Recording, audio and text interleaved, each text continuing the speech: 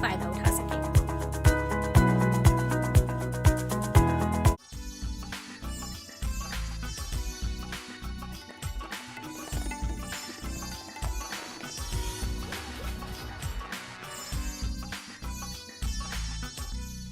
आदाब नाज़रीन, रंग तरंग में आप सभी का खैर मकदम है। रंग तरंग एक ऐसा गुलदस्ता जिसमें अलग अलग तरह के फूल अपनी महक से इस चमन को महका रहे हैं, और इस चमन का नाम है हिंदुस्तान।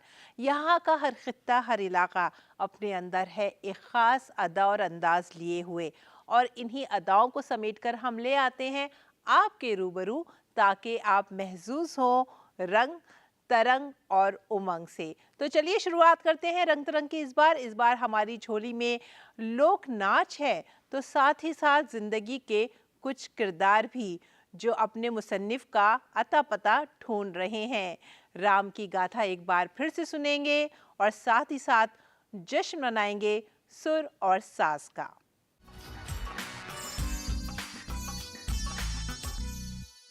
बंसी बजैया किशन कन्हैया कहते हैं कि बांसुरी के सुरों में जादू है। किशन की बंसी सुनते ही राधा गोपियों संग दौड़ी चली आती थी, और आज भी बांसुरी के ये सुरीले सुर हम और आपको अपनी तरफ खींच ही लेते हैं। तो चलिए त्रिवेणी कला संगम चलते हैं, जहाँ पर एक बेहद खास सुरों की महफिल सजाई गई, जहाँ पर बांसुरी का जादू बिखेरा पंडित हरिप्रसाद चौरसिया ने।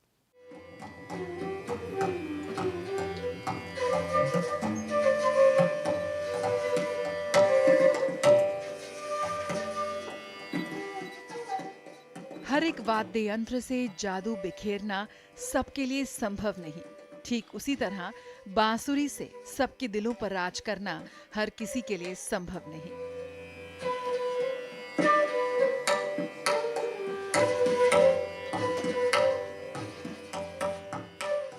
इसके बावजूद बांसुरी के जादूगर कहे जाने वाले भारतीय शास्त्रीय बांसुरी वादक, संगीतकार और संगीत निर्देशक पंडित हरिप्रसाद चौरसिया ने अपनी बांसुरी का जादू देश विदेश में बिखेर दिया। हाल ही में राजधानी दिल्ली में हुए कार्यक्रम में एक बार फिर वही जादुई धुन सुनाई दी।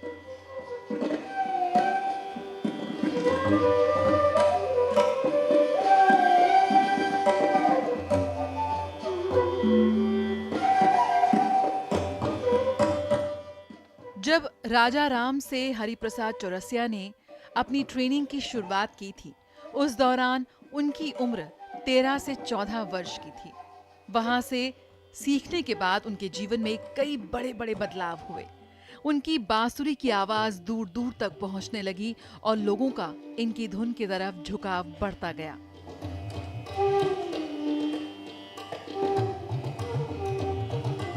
हरिप्रसाद चौरसिया ने इस दौरान पंडित भोलानाथ प्रसन्ना से बांसुरी बजाना भी सीखा। आकाशवाणी से अपने करियर की शुरुआत की और अपनी कला से मिली प्रसिद्धि के बाद हरिप्रसाद को आकाशवाणी प्रयागराज में कार्यक्रम मिलने लगे। 1952 में आकाशवाणी के साथ उन्होंने एक नए सफर की शुरुआत की। बांसुरी में महारत हासिल करने के बाद लोगों ने उन्हें सम्मानपूर्वक पंडित बुलाना शुरू कर दिया।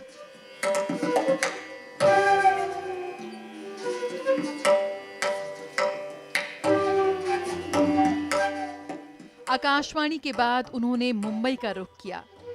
यहाँ उन्होंने प्रख्यात संतूर वादक शिव कुमार शर्मा के साथ जोड़ी बनाई और कई फिल्मों में अपना संगीत दिया।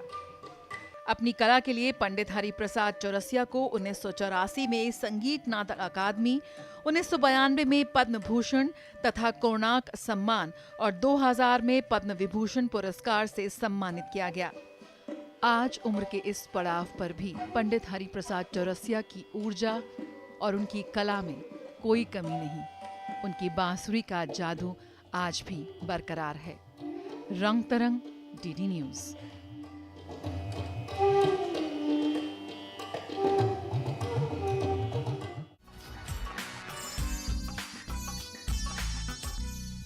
एक सीता की रफाकत है तो सब कुछ पास है, जिंदगी कहते हैं जिसको राम का वनवास है।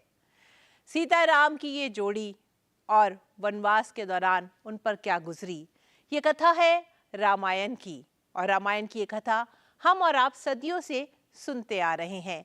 हर गली कूचे में इस रामायण को बार बार दोहराया गया है, लेकिन खास बात यह है कि हर बार इससे कुछ सीखने के लिए मिलता है, एक नया जोश, एक नई तरकीब। तो चलिए हम और आप एक बार फिर से देखते हैं रामायण। परेश, राघव, सौम्य जैसे नामों से सुशोभित प्रभु श्री राम का रंगमंच भारत की परंपरा का एक महत्वपूर्ण हिस्सा है। रंगमंच पर हम जीवन के कई रंग देखते हैं और इसीलिए मंच पर कोई कहानी, कोई दास्तान जब जब प्रस्तुत की जाती है तो हर कहानी हमारे जीवन का हिस्सा लगती है।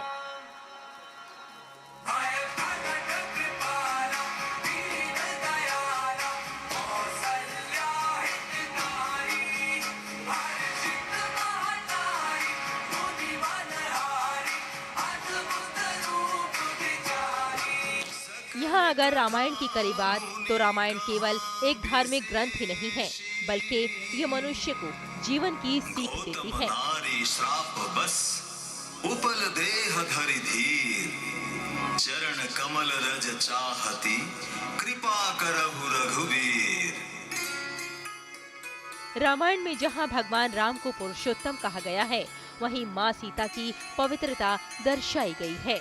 दिल्ली के कमानी ऑडिटोरियम में मर्यादा पुरुषोत्तम श्री राम पर नाट्य नृत्य के माध्यम से रामायण की शानदार प्रस्तुति दी गई, जिसमें कलाकारों ने अपने अपने किरदार पर अभिनय ही नहीं किया, बल्कि उसको पूरा जीवंत कर दिया। गुरु ही प्रणाम मन ही मन कीन्हा, अति लाघव उठाई धनु लीना, लेत चढ़ावत खींचत गाढ़े, काहू न लखा देख सब इस शानदार प्रस्तुति का आयोजन किया था Urvashi dance music art and cultural society और तपस्या फाउंडेशन ने। रामायण का मंचन देख सभी दर्शक मंत्रमुग्ध हो गए।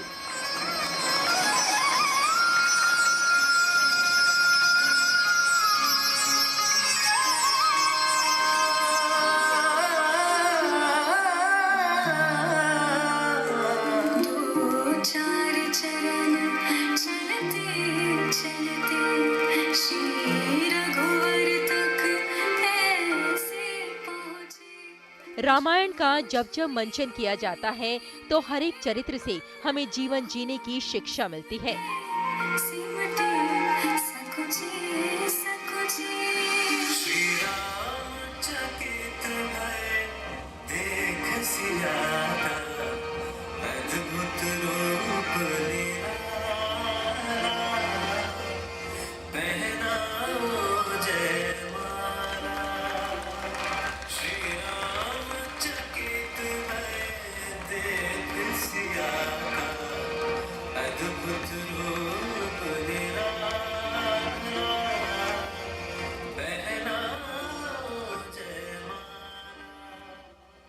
तो आज जो हम रामलीला कर रहे हैं मर्यादा पुरुषोत्तम श्री राम, बहुत नए टेक्निक से है।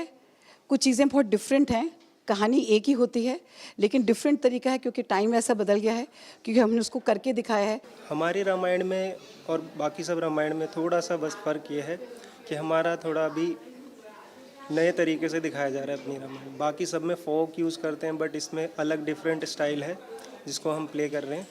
रामायण हमारी संस्कृति का, हमारी सभ्यता का एक महत्वपूर्ण हिस्सा है और हर दौर में इसे पसंद किया जाता रहा है। खास बात यह है, जब जब रामायण सुनी जाती है, जब जब रामायण देखी जाती है, तब यूं लगता है कि न सिर्फ हमें बल्कि पूरे समाज को एक नई राह दिखा रही है रामायण। यदि हम चाहें तो रामायण से मिलने वाली सीख को जीवन में अनुसरण करें तो एक सफल जीवन व्यतीत कर सकते हैं। रेशमा की रिपोर्ट, रंग तरंग के लिए।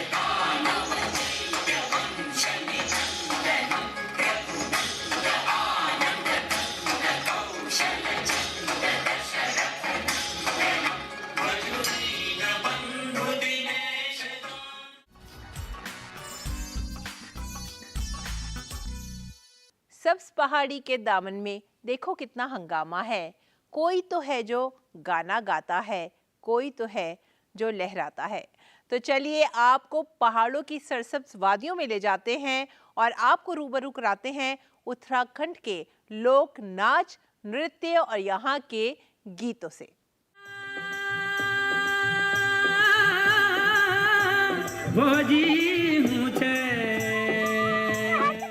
राजधानी दिल्ली में आयोजन हुआ उत्तराखंड दिवस का और इस मौके पर दिखा पहाड़ों का रंग, संस्कृति और भविष्य की उमंग।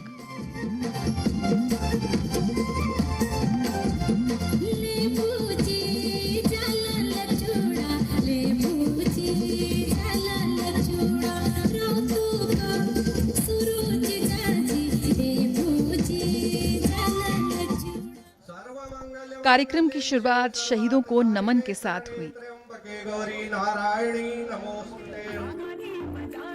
साथ ही इस मौके पर दर्शकों को राज्य के इतिहास से भी अवगत कराया गया।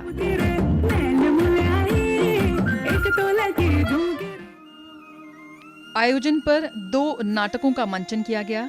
दिल्ली विश्वविद्यालयों के छात्रों द्वारा प्रोफेसर सुरेश बांदुनी के निर्देशन में पहले नाटक का मंचन हुआ, तो वहीं दूसरा नाटक उत्तराखंड की सामूहिक परिवार व्यवस्था, संस्कारों और पलायन के मुद्दे को उठाता हुआ नजर आया, जिसका निर्देशन किया वीरेंद्र सिंह केठा ने। पकौड़ा बना छे ना और हूँ थे भी आसपास में बांट दियो, चुपचाप खा जाओ यू पकौड़ो थई और कहते पता चल लू कि हम के बड़ा ही ऊंचा।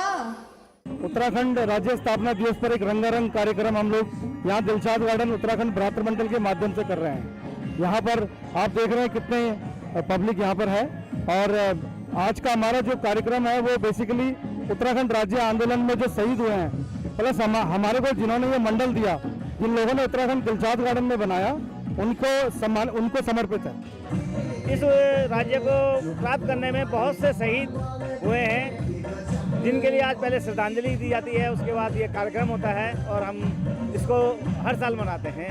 अपने जो उत्तराखंड की वेशभूषा है और जो स्टॉल लगे हुए हैं छोटे छोटे, जैसे नाथ मांग टिक्का, पिछौड़े और ये हैंडलूम हाथ से बनी हुई चीज़ें, इन सब के स्टॉल्स भी लगे हुए हैं छोटे छोटे। तो इसमें अनेक चीजें आपको देखने मिलेंगी। यहाँ पे अस्कोट, आराकोट से लेकर के माणा गांव तक की आपको जानकारियाँ हमारी स्क्रीन पे अवेलेबल है। हमारी महिलाएं सभी इसमें बढ़ चढ़ के हिस्सा लिया है सभी लोगों ने, और हमारी सारी महिला संगठन, हमारी जो कार्यकारिणी है, सब अपना मिलजुल के पूरी मेहनत के साथ इस कार्य को आगे अग्रसर कर रहे हैं। सबसे पहले मैं आपको ले चलती हूँ। इस मौके पर उत्तराखंड के प्रमुख मंदिरों और दार्शनिक स्थलों का वर्णन करती खास प्रस्तुति भी रखी गई। यह कहा जाता है कि यहाँ पर रावण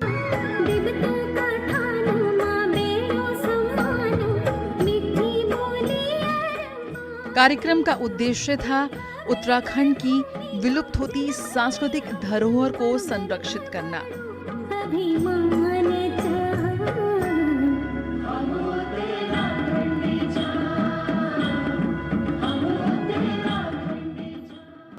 रंगारंग कार्यक्रम में बड़ी संख्या में बच्चों और युवा कलाकारों ने हिस्सा लिया।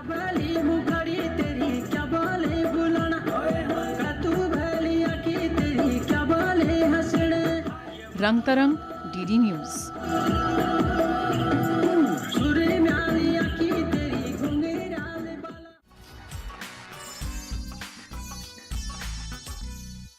हम लेखक हैं भाई साहब, अलग अंदाज में बोलते हैं, अंतरा हो, मुखड़ा हो या हो कोई कहानी, बिल्कुल अलग ही अंदाज और जज्बात उसमें घोलते हैं। लेकिन जनाब, एक लेखक की कहानी के किरदार जब उसी लेखक का, उसी मुसन्निफ का अता पता ढूंढने लगे तो फिर क्या होगा। तो चलिए आपको दिखाते हैं इस ड्रामे में लेखक को किस तरह से उसके ही किरदार ढूंढ रहे हैं। देखिए नन्हा सा बच्चा, गोली ठीक इस जगह लगी थी। जब मार दहाड़ मारकर इसकी लाश पर बेहोश हो जाएगी, तब मैं भयानक शर्म और घृणा से इनका घर छोड़कर कहीं दूर चली जाऊंगी। 6 characters in search of an author, एक इतालवी नाटक लुइगो पिराडेलो द्वारा लिखा गया एक इतालवी नाटक है जिसे 1921 में लिखा गया और पहली बार इसका प्रदर्शन हुआ। ये क्या कह रहे हैं भैया? कह रहे हैं कि ये मिस्टर वर्मा के अंदर बचे रहना चाहते हैं। और ये लड़की हम में नहीं बचना चाहती। अच्छा सुनिए, अगर हमें नाटक करना होगा ना तो हम लोग क्या कहते हैं, कोरस क्या कहते हैं उसको, वहाँ सामूहिक गान भी करना होगा। हाय मार डाला, सामूहिक गान। भैया हमारे यहाँ मुजरा गाने बजाने का बंदोबस्त नहीं है। हम यहाँ थिएटर करते हैं, फोक ड्रामा नहीं। हम वही करने को आए हैं। अच्छा सर, आपकी स्क्रिप्ट का है? लेखकों, उनके पात्रों और रंगमंच के कलाकारों के बीच संबंधों के बारे में एक बेतुका मेटा थिएट्रिक नाटक। इसका प्रीमियर रोम के टेट्रो वैले में मिश्रित स्वागत के साथ हुआ। आप लोग समझ नहीं रहे, सारे झमेले की जड़ यही है, इसी बात में है सारा गोलमाल। असल हमारे भीतर अपनी एक दुनिया होती है। मुझे जो लगता है जब मैं उसे अपने तरीके से कहना चाहता हूं तब उसे कोई मानना नहीं चाहता। जो मैं बोलता हूं उसे तुरंत अपने ढंग से सोचना शुरू कर देता है। हम सब सोचते हैं कि हम सब एक दूसरे को समझते हैं। जनता समर्थकों और विरोधियों में विभाजित हो गई। हालांकि मिलान में प्रस्तुत किए जाने के बाद इस नाटक को बड़ी सफलता मिली। तुम मेरी पत्नी थी इसीलिए तो? वो तो है ही। तब मेरी उम्र कितनी रही होगी? निहायत छोटी सी बच्ची, साड़ी पहनने की भी उम्र नहीं थी तब। ये भद्र पुरुष रोज छुट्टी के बाद मेरे स्कूल के बाहर आकर खड़े रहते और भेदती आंखों से ताकते रहते कि कब मैं सचमुच जवान हो जाऊं। Nonsense! This is a lie! This is a positive lie! झूठ! यस, भयंकर निर्लज्ज झूठ! 1925 में नाटक के तीसरे संस्करण के लिए एक प्रस्तावना भी प्रदान करने के बाद इसकी संरचना और विचारों को स्पष्ट किया गया। मेरी उम्र अभी इतनी ज्यादा तो नहीं हुई कि मेरे जीवन में किसी नारी का प्रयोजन ही ना रहे, और इतनी कम भी नहीं कि किसी निर्लज्जता के साथ किसी लड़की को अपना साथ बनाने की बात कहता। इसके अलावा इस मानसिक अवस्था में मुझे किसी लड़की ने चाहा भी नहीं, चाह सकती भी नहीं थी। हर इंसान अन्याय करता है पर उसे मान लेने का साहस सब में नहीं। मान लेने का साहस ना भी हो, अन्याय करने के साहस में तो कोई कमी नहीं। हाँ, वो नहीं। तब से लेकर आज तक इस नाटक के कई अनुवाद हो चुके हैं और दुनिया भर में इसका प्रदर्शन किया जा रहा है। उसके बाद पापा सीधा इसको अपने कमरे में ले गए। पता नहीं क्या सब बातें करी, पर मैंने देखा पापा इसके हाथ ढेरों रुपए थमा रहे थे। उसके बाद 7 दिन लगातार ये लड़की हर रोज घर आती रही और पता नहीं क्या सब बातें करती और पापा इसे ढेरों रुपए थमा देते। अरे मेरे भरोसे ही इन्होंने अपने पिता को अस्पताल में भर्ती किया था। राजधानी दिल्ली में वेटरन थिएटर अभिनेता और निर्देशक M.K. रैना ने एक बार फिर अपने अंदाज में इस नाटक को प्रस्तुत किया। उसके बाद हमारे माहौल ने इसको बिल्कुल बदल दिया। ये समझ गया कि शायद हम में से कोई भी नहीं चाहता कि ये जिंदा रहे, और जो चाहता था वो अब इस वापस दुनिया में लौट कर आएगा नहीं, यानी इसके पिता। हाँ, अब इस जीवन के ऊपर अगर कुछ हो तो रुकिए, देखिए। लेखक की खोज में किरदार इस नाटक ने एक बार फिर दर्शकों को लुभाने में सफलता पाई। बहुत बढ़िया, मजा आ गया। आपकी बातें सुनकर मजा आ गया। इनकी कहानी में दम है।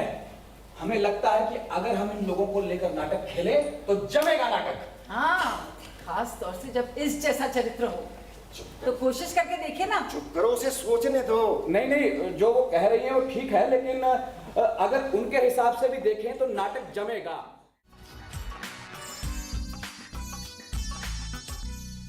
एक फनकार का दिल बसता है उसके फन पारों में। बड़ी ही लगन, मेहनत और अकीदत से एक फनकार अपनी सारी सलाहियत, अपनी सारी महारत अपने फन में उतार देता है। पटचित्र कला भी एक ऐसी ही कला है जिसके फनकार इसकी बका के लिए जद्दोजहद कर रहे हैं। आज पटचित्र कला की कला को महफूज रखने के लिए चंद ही कारीगर बचे हैं, लेकिन इनकी ये भरपूर कोशिश काबिले तारीफ है। भारतीय हस्तकला यकीनन बेहद बेशकीमती है और पूरे विश्व में जानी जाती है। इस वक्त आप देख सकते हैं ये तमाम चीज़ें, पट्टचित्र एक बेहद प्राचीन कला है और उड़ीसा की ये कला है। हाथ से ये तमाम चीज़ें बनाई गई हैं, आप देख सकते हैं, बेहद खूबसूरत, बेहद शानदार। अंतर्राष्ट्रीय स्तर की चीज़ें आज हमारे लोकल आर्टिसंस जो हैं वो तैयार कर रहे हैं और यही वजह है कि ना सिर्फ उन्हें एक राष्ट्रीय बल्कि अंतर्राष्ट्रीय बाजार मिल रहा है। थोड़ा बताइए अपनी इस कला के बारे में, कितने लोग आप यहाँ पर जुड़े हुए हैं इस कला के साथ और किस तरह से ये कला आपको रोजगार प्रदान कर रही है? ये हम ओडिशा से, हमारा गांव हेरिटेज विलेज है, गांव का नाम है रघुराजपुर, मेरा नाम चित्तरंजन स्वाई है। ये हमारा गांव में पूरा 150 घर है, हर घर में कुछ ना कुछ, कोई पेपर मार्क्स बनाता है, कोई पामलीफ बनाता है, कोई नारियल का ऊपर बनाता है, कोई पट्टचित्र बनाता है और हमारा सब डिजाइन का काम न्यू डिजाइन सब बनाता हूँ। जैसे टाइगर का ऊपर बनाया, ये मसाला बॉक्स और ट्रे और सब न्यू डिजाइन कढ़ाई का ऊपर है, पेपर मार्क्स का ऊपर हम बनाता हूँ। तो किस तरह से आपको लगता है कि रोजगार आपको मिल रहा है इससे? हाँ अच्छा, इसमें सब जानते हैं, बहुत लोग भी पसंद करते हैं, पामलीफ को, पट्टचित्र को बहुत पसंद करते हैं। अगर आपका बच्चा भी अपना ज़्यादा समय मोबाइल फ़ोन के साथ बिताता है तो आप कोशिश कर सकते हैं इस तरह से। बचपन में ज़रूर खेला होगा आपने ये खिलौना, एक पपेट्स हैं जो बनाए गए हैं, हाथ से बनाए गए हैं और यकीनन किसी भी बच्चे के चेहरे पर मुस्कान लाने के लिए बस ये एक पपेट ही काफ़ी है। ये हमने पूरा नेचुरल कलर है, 5 कलर को मिला के हम 25-30 कलर निकालते हैं। जो व्हाइट कलर होता है ना, समुद्र का सी शंख है, और घर पे जो दिया जलाता हूँ काजल्स, और हरिता लेंगुल नील मिला के हम 25-30 कलर निकालता हूँ। और ये मटेरियल हम खुद बनाता हूँ। जो घर पे जो हमारा जो हम इमली खाता हूँ ना, इमली का जो बीज निकलता है, इसको छेज के अंदर में गम होता है, वो गम को नीचे लगा के एक साड़ी, तापर और एक बार गम और एक साड़ी, 2 लेयर को जॉइंट करके इसको उठा के ऊपर में चौक पाउडर, व्हाइट चौक लगे, फिर पत्थर में घिसता हूँ, पॉलिश करता हूँ, पॉलिश करके तापर कलर में आउटलाइनिंग, तापर ब्लैक लाइनिंग होता है। कितना समय लगता है आपको बनाने? ये वाला पूरा लगा हुआ है 4 महीना बनाने के लिए। पूरा कृष्णा का कदम कुंजरा से, और यहाँ से शुरू है। अनंत सय ने मैरिज हुआ है कौशल्या के जेल में, दोनों कृष्णा यहाँ पे जो वासुदेव ले जा रहे एक्सचेंज करने के लिए, यहाँ पे सब डेमन, पुतनासुर, सकटासुर, माखन जो ये किया था डम्बुर में बांध दिया था, सगडासुर, मासुर, सकटासुर, संडासुर, सब डेमन को फाइटिंग किया है। बिल्कुल आप देख सकते हैं कि कृष्ण का पूरे जीवन को यहाँ पर इस पेंटिंग में, इस पट्टचित्र में उन्होंने दर्शाया है। करीब 4 महीने का समय लगा इस पूरी तस्वीर को, इस पूरी पेंटिंग को बनने में। और आप देख सकते हैं कि कृष्ण वहाँ पर उनका जन्म हुआ और किस तरह से वासुदेव उनको लेकर गए, और जो उनकी पूरी कृष्ण लीलाएं हैं, जो पूरी उनकी रास लीलाएं हैं, जो उनके महत्वपूर्ण जो इवेंट्स रहे उनके जीवन के, इस पेंटिंग में दर्शाया गया है। हाथ का काम है, 4 महीने के आसपास इसको समय लगा बनने में, और पूरे प्राकृतिक रंगों और प्राकृतिक चीज़ों से इसको बनाया गया है। 10 अवतार है, मत्स्य, ये कश्य, यहाँ पे बराह, ये नरसिंह, ये वामन, ये परशुराम, ये राम, ये बलराम, बुद्ध, लास्ट कल्कि। किस तरह से दीपावली को लेकर आपको लग रहा है कि बाजार सज रहे हैं, आपको रोजगार मिल रहा है, काम मिल रहा है, एक मंच मिलता है अपना सामान दिखाने की, आपकी जीविका, किस तरह से ये कलाएं जो हैं आपका जीवन यापन? कुछ लगता है यहाँ दस्तकार में बहुत अच्छा लगता है, लोग आते हैं, इनको जानते हैं, हमारा कला को पहचानता है। पट्टचित्र क्या है कि सब लोग भी हमारा गाँव जाता है ये देखने के लिए, हम तो दिल्ली आया है ये दिखाने के लिए। जी थैंक यू, वेलकम।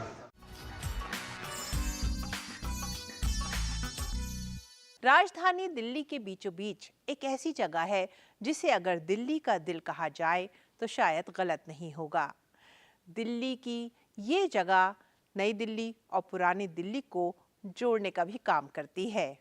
यहाँ पर तफरीह के मज़े लोग लेते हैं और इस जगह को देखने के लिए भी दूर दूर से लोग आते हैं। इस जगह का नाम है कनॉट प्लेस। तो आइए जानते हैं कनॉट प्लेस की तारीख, इसे क्यों बनाया गया, किसने इसे बनाया, और दिल्ली के बीचों बीच इस जगह ने इतना शोहरत का मकाम कैसे हासिल किया।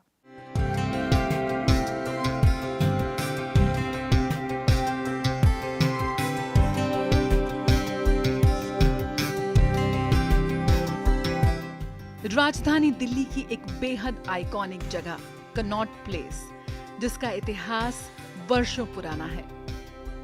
बीते दिनों राजधानी दिल्ली के धूमीमल आर्ट गैलरी में एक खास प्रदर्शनी का आयोजन किया गया। ये प्रदर्शनी दिल्ली के कनॉट प्लेस के इतिहास को दर्शाती हुई नजर आई। The past has a home in the future. इस प्रदर्शनी में कनॉट प्लेस के राजनीतिक और सांस्कृतिक इतिहास को दर्शाया गया। इस प्रदर्शनी को 3 हिस्सों में बांटा गया है। आर्काइवल फोटोज और आर्टवर्क्स और खास तौर पर वो चीजें, वो नाम जो कनॉट प्लेस के इतिहास और वर्तमान को दर्शाती हैं। कनॉट प्लेस की आइकॉनिक दुकानों को और कनॉट प्लेस से जुड़ी ज्यादातर चीजों को इस प्रदर्शनी में देखा जा सकता है। और ये एग्जीबिशन कनॉट प्लेस का हिस्ट्री कवर करता है, how CP has been an important centre point culture का दिल्ली में, और how the gallery has played an important role in that journey. और professor Annapurna Garimella has curated this exhibition. हम लोग का आर्काइवल कलेक्शन से आर्टवर्क्स है of Swaminathan ji, Himmat Shah, Satish Gujral. So it's a very good mix of art and culture. इस प्रदर्शनी को इस मुकाम तक लाने के लिए कई शीर्ष आर्टिस्ट, डिजाइनर्स और आर्किटेक्ट्स एकजुट हुए ताकि कनॉट प्लेस के इतिहास को, उसके आर्किटेक्चर को, उसके दिल्ली वासियों के साथ कनेक्ट को दर्शाया जा सके।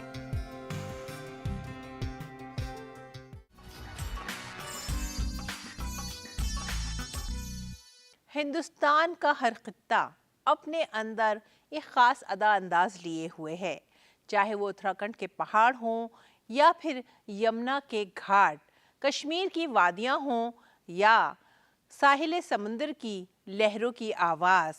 इन सब में एक जादू है, एक अदा है, और यहाँ के हैं अपने अपने ख़ास रक़्स, सुर, साज और फ़नून भी।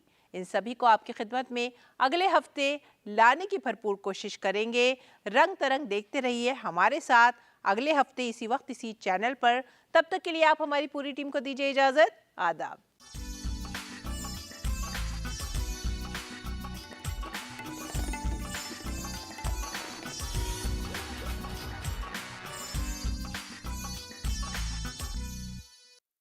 ये गाड़ी मैं खरीदना चाहता हूँ मम्मी से। अरे ये तो वही गाड़ी है ना जो तुम वो